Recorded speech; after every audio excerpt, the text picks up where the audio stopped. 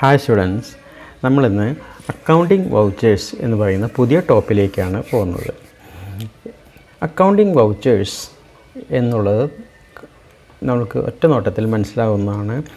Accounting ചെയ്യുന്നതിന് ഉപയോഗിക്കുന്ന vouchers എന്നതിൽ നിന്ന് വ്യക്തമാണ് അല്ലേ? അതിന് മുൻപായിട്ട് നമുക്ക് എന്താണ് അക്കൗണ്ടിംഗ് എന്നുള്ളത് നോക്കാം. അക്കൗണ്ടിംഗ് എന്നുള്ളതിൻ്റെ പ്രാഥമികമായിട്ടുള്ള ഒരു വശമാണ് റെക്കോർഡിംഗ് ബിസിനസ് ട്രാൻസാക്ഷൻ എന്നുള്ളത്. റെക്കോർഡിംഗ് ബിസിനസ് ട്രാൻസാക്ഷനെ നമ്മൾ എന്താണ് പറഞ്ഞിരിക്കുന്നത്? ബുക്ക് കീപ്പിംഗ് എന്നാണ് പറയുന്നത്.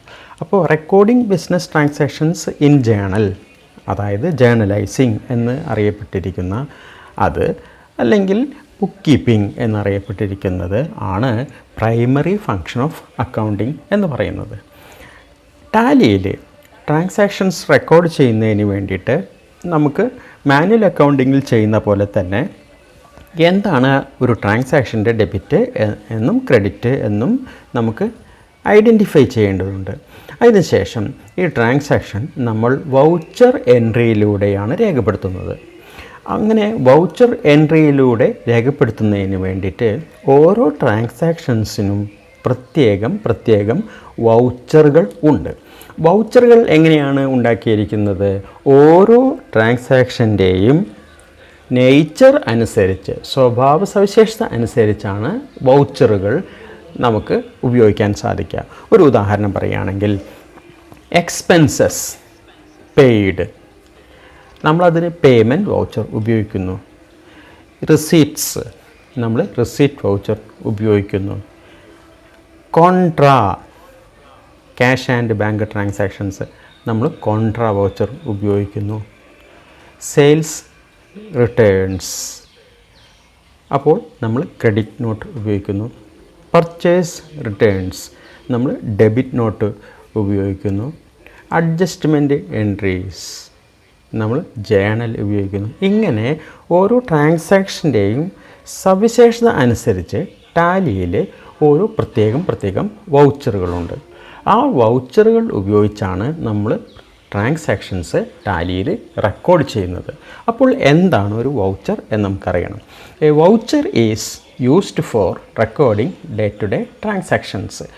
ഡെയിലി നടക്കുന്ന ട്രാൻസാക്ഷൻസ് റെക്കോർഡ് ചെയ്യാൻ ഉപയോഗിക്കുന്ന ഒരു ഉപകരണം മാത്രമാണ് ടാലിയിൽ വൗച്ചർ എന്ന് പറയുന്നത്.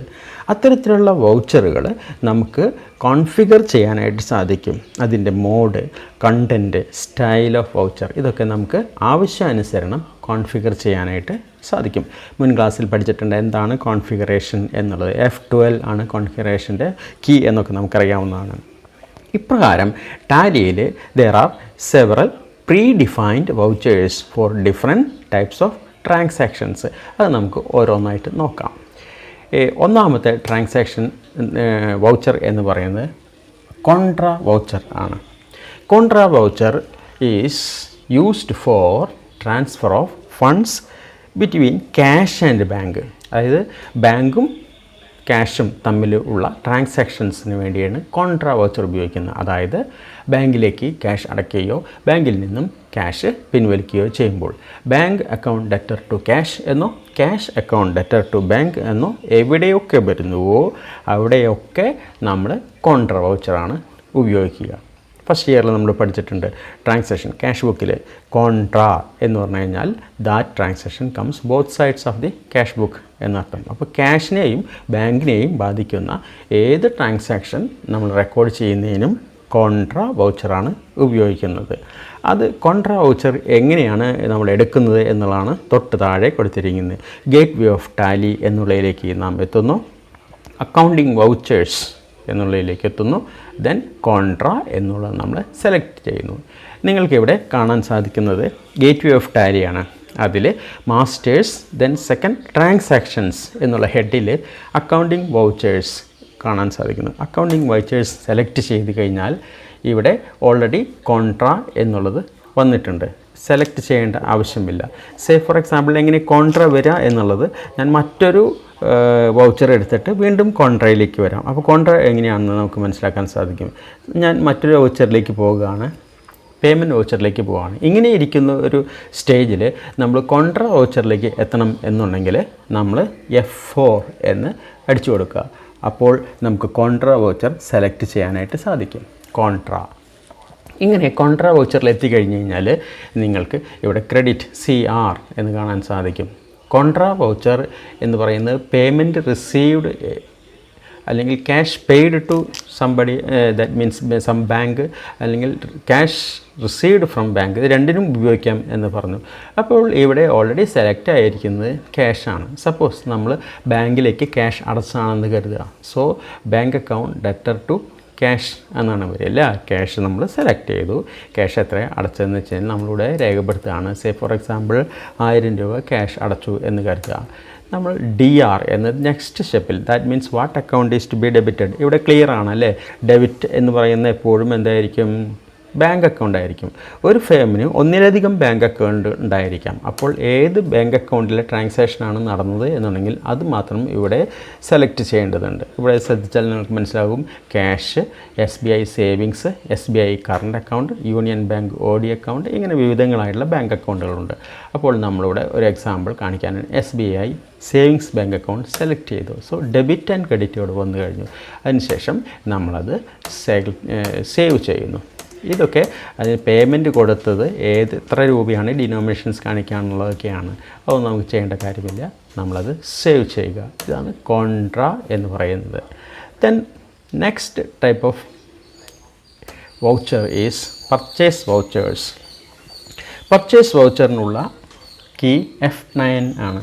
So this voucher is used for recording all entries related to credit purchase. പ്രത്യേകം ശ്രദ്ധിക്കണം, പർച്ചേസ് വൗച്ചർ ഉപയോഗിക്കുന്നത് ക്രെഡിറ്റ് പർച്ചേസ് രേഖപ്പെടുത്താൻ വേണ്ടി മാത്രമാണ്.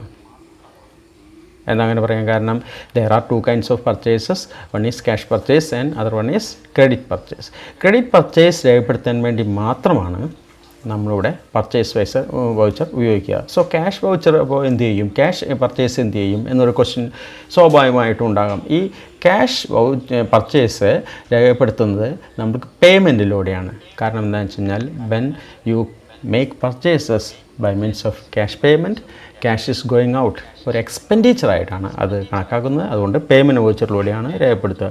എല്ലാ ക്രെഡിറ്റ് പർച്ചേസും മാത്രമാണ് ഇവിടെ പർച്ചേസ് വൗച്ചറിലൂടെ രേഖപ്പെടുത്താൻ സാധിക്കുന്നത്.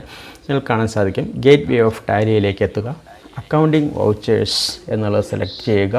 അവിടെ എത്തിക്കഴിഞ്ഞ് കഴിഞ്ഞാൽ നമുക്ക് F9 പ്രസ് ചെയ്താൽ പർച്ചേസ് വൗച്ചർ കാണാൻ സാധിക്കുന്നതാണ്.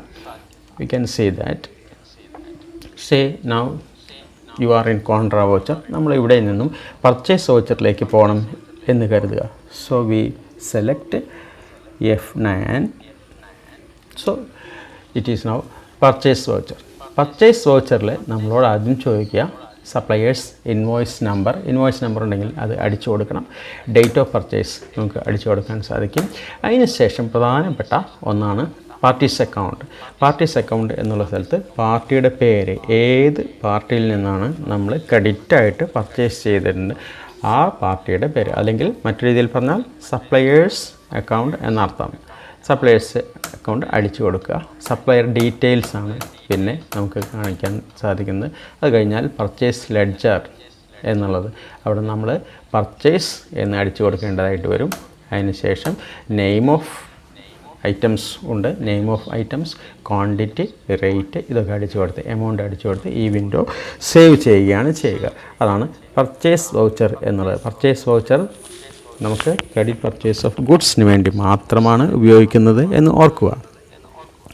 എന്നാൽ ചില കേസുകളിൽ പർച്ചേസ് ഓഫ് ഫിക്സഡ് അസറ്റ്സ് ഉണ്ടാകാം അല്ലേ. ഫർണിച്ചർ വാങ്ങിച്ചു, പ്ലാന്റ്, മെഷീനറി, കമ്പ്യൂട്ടർ, പ്രിൻ്റർ, ഇത്തരത്തിലുള്ള കാര്യങ്ങളൊക്കെ വാങ്ങിച്ചു ബിസിനസ്സിലേക്ക്. അപ്പോൾ ഫിക്സഡ് അസറ്റ്സ് ആണ്. അങ്ങനെ ഉള്ളവ നമുക്ക് പർച്ചേസ് എന്ന് സാധാരണ വിഭാഗത്തിൽ ഗുഡ്സ് പർച്ചേസ് ചെയ്തു എന്നുള്ള വിഭാഗത്തിൽ ഉൾപ്പെടുത്താറില്ല. എന്നിരുന്നാലും പർച്ചേസ് വൗച്ചറിലൂടെ പാസ് ചെയ്യണമെങ്കിൽ ആവശ്യം വേണ്ട മാറ്റങ്ങൾ നമ്മൾ കോൺഫിഗറേഷനിലൂടെ ചെയ്യേണ്ടതുണ്ട്.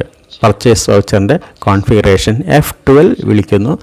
അതിൽ പോയി കഴിഞ്ഞാൽ നിങ്ങൾക്ക് allow expenses or fixed assets in purchase vouchers എന്ന് കാണാൻ സാധിക്കും. അവിടെ യെസ് കൊടുത്തു കഴിഞ്ഞാൽ ഫിക്സഡ് അസറ്റ്സിൻ്റെ പർച്ചേസും നമുക്ക് പർച്ചേസ് വൗച്ചറിലൂടെ നടത്താനായിട്ട് സാധിക്കും എന്നുള്ളതാണ്. Okay, then we go to third voucher, that is sales voucher. Sales വൗച്ചറിനുള്ള കീ ആണ് F8. This voucher is used for recording all entries related to credit sales. നേരത്തെ പറഞ്ഞ പോലെ തന്നെ ക്രെഡിറ്റ് പർച്ചേസ് ചെയ്യുന്നതിന് വേണ്ടിയുള്ള എല്ലാ ക്രെഡിറ്റ് പർച്ചേസ് ചെയ്യുമ്പോൾ നമ്മൾ പർച്ചേസ് വൗച്ചേഴ്സ് ഉപയോഗിക്കുന്ന പോലെ തന്നെ എല്ലാ ഗുഡ്സും ക്രെഡിറ്റ് സെയിൽസ് നടത്തി കഴിഞ്ഞാൽ നമ്മൾ സെയിൽസ് വൗച്ചറാണ് ഉപയോഗിക്കേണ്ടത്. പർച്ചേസ് വൗച്ചറിന് F9 ആണെങ്കിൽ സെയിൽസ് വൗച്ചറിന് F8 ആണ് key. Gate way of Tally, then accounting vouchers, then sales voucher എടുക്കാനായിട്ട് F8 പ്രസ് ചെയ്യുക എന്നതാണ്. So now we are on purchase. നമുക്ക് സെയിൽസ് വൗച്ചറിലേക്ക് എത്തണം എന്ന് കരുതുക. അപ്പോൾ നമ്മൾ എന്ത് ചെയ്യേണ്ടത്, ഇവിടെ വെച്ച് F8 എന്നുള്ളത് പ്രസ് ചെയ്യുക. അപ്പോൾ നമുക്ക് സെയിൽസ് വൗച്ചർ കാണാൻ സാധിക്കും. നേരത്തെ പറഞ്ഞ പോലെ തന്നെ ഇതിലെ ഡീറ്റെയിൽസ്, തന്നിട്ടുള്ള ഡീറ്റെയിൽസ് എല്ലാം കൊടുക്കുക. റെഫറൻസ് നമ്പർ ഉണ്ടെങ്കിൽ അത്, പാർട്ടിയുടെ പേര്, കറണ്ട് ബാലൻസ്, ഇപ്പോഴുള്ള ബാലൻസ് സെയിൽസിൽ എത്രയാണ് അത് ഓൾറെഡി അവിടെ കാണിച്ചിരിക്കും. സെയിൽസ് ലെഡ്ജർ എന്നുള്ള സ്ഥലത്ത് നമുക്ക് സെയിൽസ് അക്കൗണ്ടാണ് കൊടുക്കേണ്ടത്. അത് കഴിഞ്ഞ് കഴിഞ്ഞാൽ നമുക്കിവിടെ എന്താണ് പർച്ചേസ് ചെയ്തത്, സെയിൽസ് ചെയ്തത്, ഐറ്റം, ക്വാണ്ടിറ്റി, റേറ്റ് ഇതൊക്കെ കാണാൻ സാധിക്കും. ഇത് കൊടുത്തു കഴിഞ്ഞാൽ നമുക്ക് ഈ വിൻഡോ സേവ് ചെയ്യാനായിട്ട് സാധിക്കും. ഇതാണ് സെയിൽസ് വൗച്ചർ എന്ന് പറയുന്നത്. Then next is payment voucher. Payment voucher is A voucher which is used four all payments made through bank or cash. നിങ്ങൾക്ക് ബാങ്ക് ചെക്ക് ഉപയോഗിച്ച് അല്ലെങ്കിൽ DD ഉപയോഗിച്ച് ബാങ്കിലൂടെ പേയ്മെൻറ്റ് കൊടുത്തതോ ക്യാഷിലൂടെ പേയ്മെൻറ്റ് കൊടുത്തതോ ആയിട്ടുള്ള എല്ലാ ചിലവുകളും രേഖപ്പെടുത്തുന്നതിന് വേണ്ടിയിട്ടുള്ള നമ്മുടെ വൗച്ചറാണ് പേയ്മെൻറ്റ് വൗച്ചർ എന്ന് പറയുന്നത്. ഈ പേയ്മെൻറ്റ് വൗച്ചർ നമുക്ക് റവന്യൂ പേയ്മെൻറ്റ് അല്ലെങ്കിൽ ക്യാപിറ്റൽ പേയ്മെൻറ്റ് ഇത്തരത്തിലുള്ള യാതൊരു വ്യത്യാസവുമില്ല. എല്ലാവിധ പേയ്മെൻറ്റുകൾക്കും ഇത് ഉപയോഗിക്കാനായിട്ട് സാധിക്കും. പേയ്മെൻറ്റ് വൗച്ചറിനുള്ള കീ ആണ് F5. സോ നമ്മൾ പേയ്മെൻറ്റ് വൗച്ചർ എടുക്കുന്നത് എങ്ങനെയാണെന്ന് നോക്കാം. പേയ്മെൻറ്റ് F5 പ്രസ് ചെയ്ത് കഴിഞ്ഞാൽ പേയ്മെൻറ്റ്. അപ്പോൾ നിങ്ങൾ എന്താണ് പേയ്മെൻറ്റ് എന്ന് വെച്ച് കഴിഞ്ഞാൽ പേയ്മെൻറ്റ് എല്ലാം തന്നെ ഡെബിറ്റ് ആയിരിക്കും അല്ലേ, എല്ലാ എക്സ്പെൻസസും ഡെബിറ്റാണ്. സപ്പോസ് ഇവിടെ സാലറി കൊടുത്താണെന്ന് കരുതുക. അങ്ങനെയാണെന്നുണ്ടെങ്കിൽ DR എന്നുള്ള സ്ഥലത്ത് സാലറി എന്ന് നമ്മൾ അടിക്കുന്നു. സാലറി എന്ന് അടിക്കണമെങ്കിൽ സാലറി എന്നുള്ള അക്കൗണ്ട് അവിടെ ഉണ്ടായിരിക്കണം. ഇവിടെ ഉള്ളത് വേജസ് അക്കൗണ്ടാണ്, സാലറി അക്കൗണ്ട് ക്രിയേറ്റ് ചെയ്തിട്ടില്ല. അപ്പോൾ വേജസ് അക്കൗണ്ട് എന്നുള്ളത് നമ്മൾ അടിച്ചു.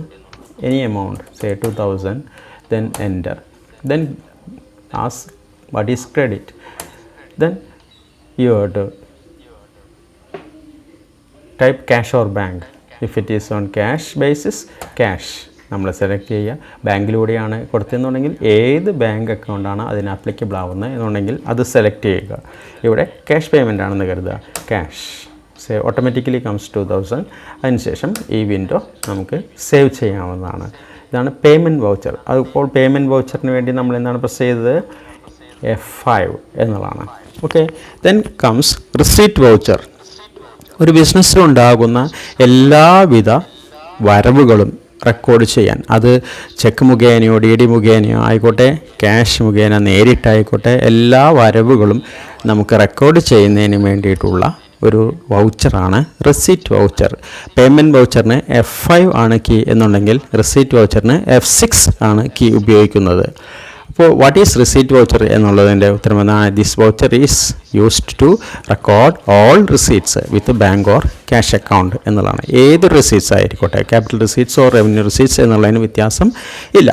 നേരത്തെ കാണിച്ച പോലെ തന്നെ ഗേറ്റ് വേ ഓഫ് ടാലിയിലൂടെ പോയി അക്കൗണ്ടിങ് വൗച്ചേഴ്സിലെത്തി റിസീറ്റ് വൗച്ചർ ലഭിക്കുന്നതിന് വേണ്ടിയിട്ട് we have to press F6. ഇവിടെ നമ്മൾ പേയ്മെൻറ്റ് വൗച്ചറിലാണ്. ഇനി റിസീറ്റ്സ് വൗച്ചറിലേക്ക് പോകുന്നതിന് വേണ്ടി നമ്മൾ F6 പ്രസ് ചെയ്യുന്നു.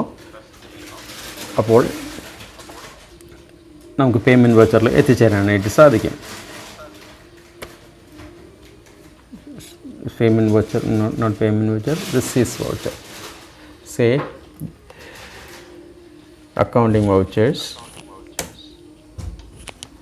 Then F6 receipt. അവിടെയും ആദ്യം ചോദിക്കുന്നത് ക്രെഡിറ്റ് ആണ്. എന്താണ് നിങ്ങൾക്ക് ലഭിച്ച വരവ് എന്നുള്ളതാണ്. അപ്പോൾ ഇവിടെ ലിസ്റ്റ് ഓഫ് ലെഡ്ജർ അക്കൗണ്ട്സ് എന്നുള്ളതിൽ octroi, expense on purchase, interest account, rent account, ഇതിലൊക്കെ എന്തുണ്ടാകാം? റിസീറ്റ് ഉണ്ടാകാം, ഇൻട്രസ്റ്റ് ഉണ്ടാകാം, റെൻറ്റിലുണ്ടാകാം. അപ്പോൾ ഞാൻ ഒരു അക്കൗണ്ട് സെലക്ട് ചെയ്യുകയാണ്.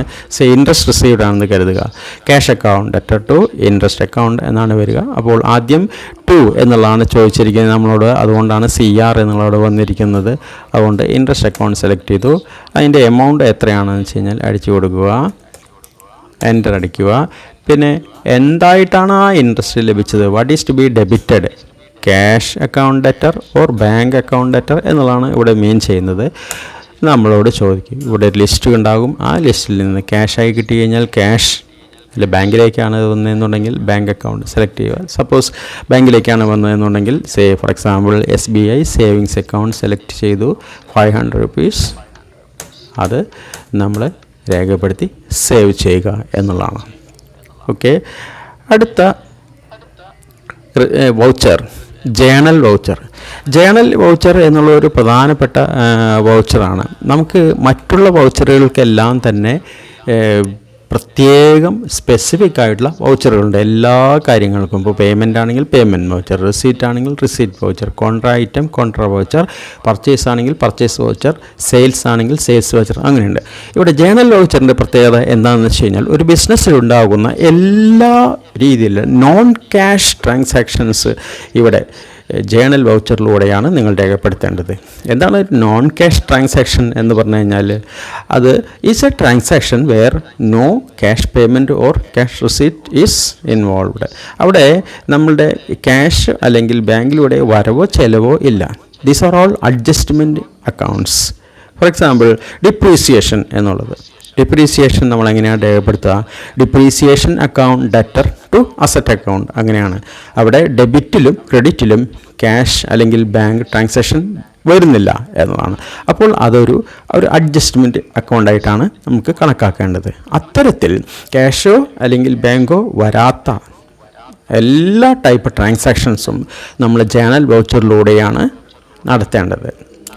അങ്ങനെ വരുമ്പോൾ നമുക്ക് വേണമെങ്കിൽ purchase or sale of fixed അസറ്റ്സും നമുക്ക് ക്രെഡിറ്റ് പർച്ചേസ് അല്ലെങ്കിൽ ക്രെഡിറ്റ് സെയിൽ ആണെന്നുണ്ടെങ്കിൽ ജേണൽ വൗച്ചറിലൂടെ രേഖപ്പെടുത്താൻ സാധിക്കും. കാരണം അവിടെ ക്യാഷ് അല്ലെങ്കിൽ ബാങ്ക് പേയ്മെൻറ്റോ റിസീറ്റോ വരുന്നില്ല.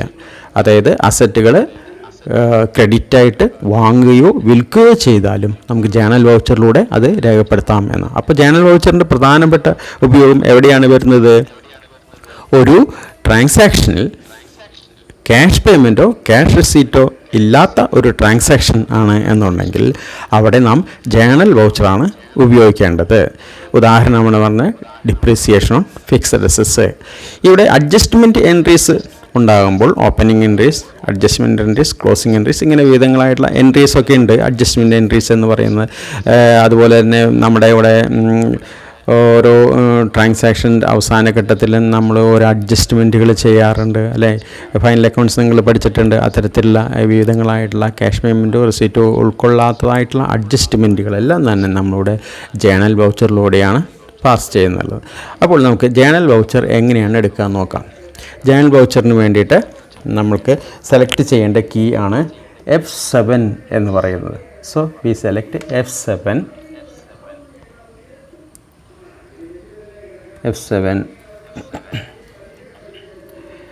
ഒരു ഇത് സേവ് ചെയ്തില്ലെങ്കിൽ നമ്മൾ ബാക്കിലേക്ക് പോയിട്ടാണ് നമുക്ക് സെലക്ട് ചെയ്യാനായിട്ട് സാധിക്കുള്ളൂ. കഴിഞ്ഞ ട്രാൻസാക്ഷൻ നമ്മൾ സേവ് ചെയ്തിട്ടുണ്ടായിരുന്നില്ല, അതുകൊണ്ടാണ് അങ്ങനെ. സോ F7 ഞാൻ പ്രസ് ചെയ്തു. അപ്പോൾ നമുക്ക് ജേണൽ വൗച്ചർ കാണാൻ സാധിച്ചു. ഈ ജേണൽ വൗച്ചറിൽ നമുക്ക് പ്രധാനപ്പെട്ട അഡ്ജസ്റ്റ്മെൻറ്റ് എൻട്രീസാണ് റെക്കോർഡ് ചെയ്യേണ്ടത് എന്ന് ഞാൻ പറഞ്ഞു. അപ്പോൾ ഈ രണ്ട് എൻട്രികൾ തമ്മിൽ അങ്ങോട്ടും ഇങ്ങോട്ടും അഡ്ജസ്റ്റ് ചെയ്യേണ്ടതായിട്ട് വരുന്ന ഏതൊക്കെ ട്രാൻസാക്ഷൻസ് ഉണ്ടോ അവിടെയൊക്കെ നമുക്ക് ജേണൽ വൗച്ചർ ഉപയോഗിക്കാനായിട്ട് സാധിക്കും എന്നതാണ്. അപ്പോൾ ഇവിടെ ഈ ലിസ്റ്റ് ഓഫ് അക്കൗണ്ട്സിൽ carriage, octroi, expense on purchase, interest account, professionals account, rent account, wages account എന്നുള്ളതായി ഉള്ളൂ. അതുകൊണ്ട് നമുക്ക് തൽക്കാലം ഇതിൽ നിന്നുള്ള അക്കൗണ്ട്സ് ഒന്നും നമുക്ക് ഉപയോഗിക്കാനായിട്ട് സാധിക്കില്ല. അങ്ങനെ വേണമെന്നുണ്ടെങ്കിൽ നമ്മൾ രണ്ട് അക്കൗണ്ട് ക്രിയേറ്റ് ചെയ്യേണ്ടിയിരിക്കുന്നു. ഒരു അക്കൗണ്ട് നമുക്ക് ജേണൽ വൗച്ചറിലൂടെ പാസ് ചെയ്യുന്നത് എങ്ങനെയാണെന്ന് ഇപ്പോൾ കാണിച്ചു തരാം.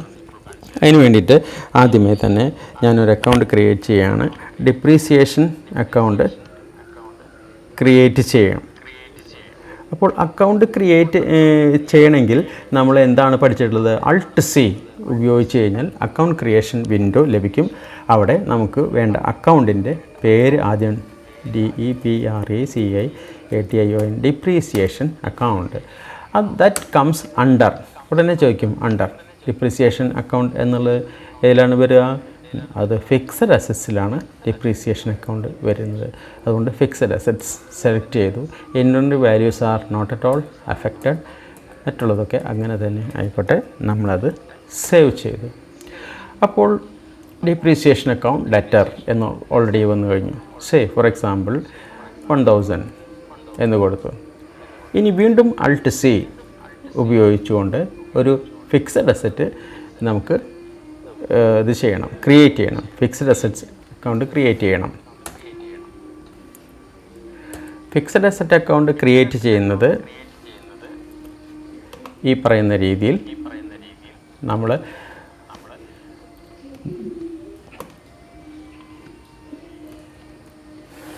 Accounting vouchers, Alt+C, ledger creation, furniture account ആണെന്ന് കരുതുക.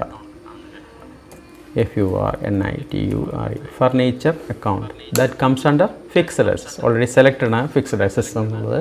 അത് ക്രിയേറ്റ് ചെയ്തു. യെസ്. അപ്പോൾ ഞാനിവിടെ 2 അക്കൗണ്ട് ക്രിയേറ്റ് ചെയ്തിട്ടുണ്ട്. അപ്പോൾ ജേണൽ വൗച്ചറിലേക്ക് നമുക്ക് വീണ്ടും വരാം. നമ്മൾ F7 സെലക്ട് ചെയ്യുന്നു.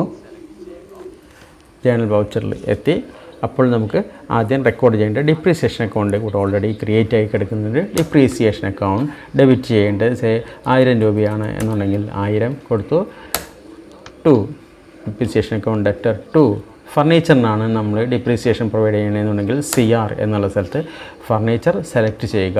ഇവിടെ ഫർണിച്ചർ അക്കൗണ്ട് സെലക്ട് ചെയ്തു, 1000 വന്നു. അപ്പോൾ ഇവിടെ depreciation account debtor to furniture account എന്നായി. ഇതിൽ ക്യാഷ് ഡെബിറ്റിലോ വരുന്നില്ല, ക്രെഡിറ്റിലും വരുന്നില്ല. ഇങ്ങനെ ക്യാഷ് അല്ലെങ്കിൽ ബാങ്ക് ഡെബിറ്റിലോ ക്രെഡിറ്റിലും വരാത്തതായിട്ടുള്ള ട്രാൻസാക്ഷൻസ് റെക്കോർഡ് ചെയ്യുന്നതിന് വേണ്ടിയിട്ടാണ് നമുക്കിവിടെ ജേണൽ വൗച്ചർ എന്നുള്ളത് ഉപയോഗിക്കേണ്ടതായിട്ട് വരുന്നത്. Okay, now we go to next voucher, that is credit note. Credit note എന്ന് പറഞ്ഞു കഴിഞ്ഞാൽ റിട്ടേൺ ഇൻവേർഡ്സ്, നമ്മൾ വിറ്റ വസ്തുക്കൾ മടങ്ങി വരികയാണെന്നുണ്ടെങ്കിൽ, അതായത് സെയിൽസ് റിട്ടേൺസ് രേഖപ്പെടുത്തുന്നതിന് വേണ്ടിയിട്ട് ഉപയോഗിക്കുന്ന ഒന്നാണ് ക്രെഡിറ്റ് നോട്ട്. ഇവിടെ ക്രെഡിറ്റ് നോട്ട് എന്നുള്ളതിൽ CTRL എന്നുള്ളത് കൺട്രോൾ ആണ്. കൺട്രോൾ പ്ലസ് F8, കൺട്രോൾ കീയും F8 എന്നുള്ള കീയും ഒരുമിച്ച് പ്രസ് ചെയ്യുമ്പോൾ നമുക്കിവിടെ ക്രെഡിറ്റ് നോട്ട് എന്നുള്ളതിലേക്ക് എത്തിച്ചേരാനായിട്ട് സാധിക്കുന്നു. ക്രെഡിറ്റ് നോട്ട് പോലെ തന്നെ നമുക്ക് ഡെബിറ്റ് നോട്ടും ഉപകാരപ്രദമാണ്. ഇതെങ്ങനെയാണ് ക്രെഡിറ്റ് നോട്ടിലേക്ക് എത്തിച്ചേരുന്നത് എന്നുള്ളത് നമുക്ക് ഇവിടെ കാണാൻ സാധിക്കും. നമ്മളുടെ ഗേറ്റ് വേ ഓഫ് ടാലിയിലാണ്. ഇവിടെ വെച്ച് നമ്മളുടെ ക്രെഡിറ്റ് നോട്ട് അല്ലെങ്കിൽ ഡെബിറ്റ് നോട്ട് എടുക്കണമെങ്കിൽ ആദ്യമായിട്ട് ശ്രദ്ധിക്കേണ്ട ഒരു കാര്യം, നമ്മൾ ഫീച്ചേഴ്സിൽ അത് എനേബിൾ ചെയ്യുക എന്നുള്ളതാണ്. ഫീച്ചേഴ്സിൽ എനേബിൾ ചെയ്യുന്നതിന് വേണ്ടിയിട്ട് നമ്മൾ F11 ഫീച്ചേഴ്സ് ഇവിടെ F11 ഫീച്ചേഴ്സ് ഉണ്ട്. അത് നമ്മൾ വിളിക്കുന്നു. അവിടെ അക്കൗണ്ടിങ് ഫീച്ചേഴ്സ് എന്നുള്ളത് കാണാൻ സാധിക്കും. അത് സെലക്ട് ചെയ്യുന്നു. അപ്പോൾ നിങ്ങൾക്കിവിടെ ഇൻവോയ്സിങ് എന്നൊരു ഹെഡ് ഇവിടെ കാണാൻ സാധിക്കും. ഈ ഇൻവോയ്സിങ് എന്നുള്ളതിൽ എനേബിൾ ഇൻവോയ്സിങ്, അതിൽ താഴെ use debit and credit notes, അവിടെ നമ്മൾ യെസ് എന്ന് കൊടുക്കേണ്ടിയിരിക്കുന്നു.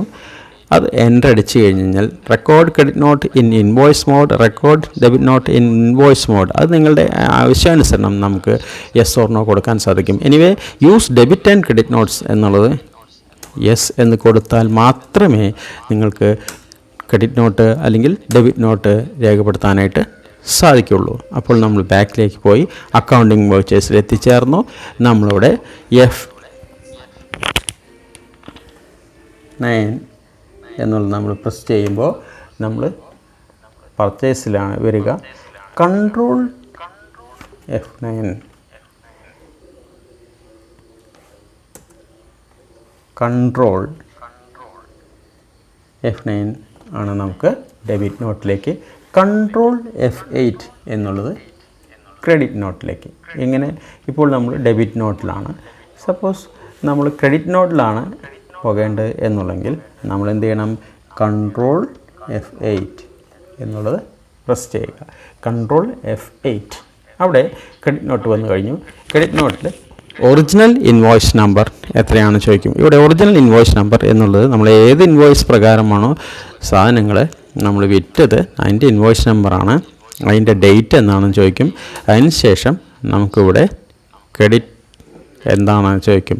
അപ്പോൾ അവിടെ ക്യാഷ് എന്നൊരിക്കലും കൊടുക്കരുത്. ക്രെഡിറ്റ് നോട്ടിൽ സാധാരണ രീതിയിലുള്ള പാർട്ടിയുടെ അക്കൗണ്ടിലേക്ക് നമ്മൾ ക്യാഷ് കിട്ടാനുള്ള അക്കൗണ്ടിലേക്ക് അഡ്ജസ്റ്റ്മെൻ്റ് ആണ് കൊടുക്കുക. അപ്പോൾ ഒരു പാർട്ടി അക്കൗണ്ട് ഇവിടെ ലിസ്റ്റിൽ വരും. നമ്മൾ ക്രിയേറ്റ് ചെയ്തിട്ടുണ്ടെങ്കിൽ ആ പാർട്ടിയുടെ അക്കൗണ്ടിലേക്കാണ് ക്രെഡിറ്റ് കൊടുക്കേണ്ടത്. അത് കഴിഞ്ഞ് കഴിഞ്ഞാൽ നമ്മളോട് ചോദിക്കും, അതിൻ്റെ എമൗണ്ട് നമ്മൾ കൊടുത്തു കഴിഞ്ഞാൽ നമ്മളോട് ചോദിക്കും പിന്നെ എന്താണ് ഡെബിറ്റ് ചെയ്യേണ്ടത് എന്നുള്ളത് ചോദിക്കും. അപ്പോൾ ഡെബിറ്റ് ചെയ്യേണ്ടത് നമ്മൾ റിട്ടേൺ അക്കൗണ്ട് ആയിരിക്കും. ആ റിട്ടേൺ അക്കൗണ്ട് നമ്മളിവിടെ ക്രിയേറ്റ് ചെയ്തിട്ടില്ല, അത് ക്രിയേറ്റ് ചെയ്തിട്ടുണ്ടെങ്കിൽ അത് കൊടുക്കുക എന്നുള്ളതാണ്. എന്നിട്ട് സേവ് ചെയ്ത് കഴിഞ്ഞാൽ ക്രെഡിറ്റ് നോട്ട് പൂർത്തിയായി. ഇതേപോലെ തന്നെ നമുക്ക് ഡെബിറ്റ് നോട്ടും നോക്കാനായിട്ട് സാധിക്കും. ഡെബിറ്റ് നോട്ടിന് F9 നമ്മൾ പ്രസ് ചെയ്യുന്നു. കൺട്രോൾ F9 വേണം.